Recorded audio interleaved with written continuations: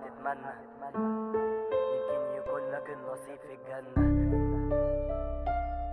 وزي كل نهاية خالد يبقى بالنسبة لهم أكبر غلطة. يا قلبت لي تشويش خلي البعيد ما يجيش، عشان كل اللي فات اتعشم خد مني وسابني وانا مفيش. لما اكتئبت خدت جنبه وكانت قط علاج للي قال هستنى هناك، وحط السين وبقيت هنساك ورماني، وكأن النار شايفاني خشب حضنة فيا، كأن لحم نهش ومكسب اخر السبق. الدنيا قلبت لي تشويش خلي البعيد ما يجيش، عشان كل اللي فات اتعشم خد مني وسابني وانا مفيش. واخرتها صدقني الصورة بهتت جدا، انا زيك بتمنى ان اصحى وحد يقول لي ده انت كنت بتحلم.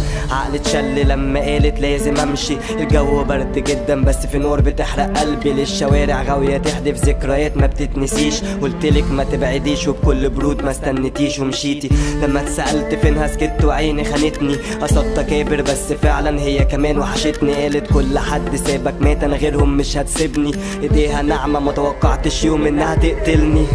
يلا عادي الذكريات بتنادي، بس الباب اتقفل يعني محدش فينا هيرجع تاني. كل ما تقرب هتكره، كل ما هتصحى هتتمنى انك تاني يوم تموت يمكن يكون لك النصيب في الجنة. يلا عادي الذكريات بتنادي، بس الباب اتقفل يعني محدش فينا هيرجع تاني. كل ما تقرب هتكره، كل ما هتصحى هتتمنى انك تاني يوم تموت يمكن يكون لك النصيب في الجنة. ما جاش في بالي ان اللي بينا ما عادش باقي، وان زي كل حكاية بتخلص بقول ما حصلش حاجة وعادي. كانت جميلة تجنن كانت علاج ولا 100 مسكن، بس الزهق فضل يقتل فينا لحد ما منا اتمكن. بس نصيب كان مكتوب انها هتغيب، جملة اتقالت واستهزار علقت انت ما تنفعش حبيب. محدش هون كله مشي وقال ده اتجنن، يعني اللي يحب بضمير اكيد هيروح لليل متعكنن. كان من نصيبه الوجع والعلاج طبطبة، صبار محدش حضنه مع انه اتهرى فضفضة. كفر باللي امن بيها زمان كتر الزعل علامات، انت اللي غبي في كل وقعة تفوق وتنسيك اللي فات.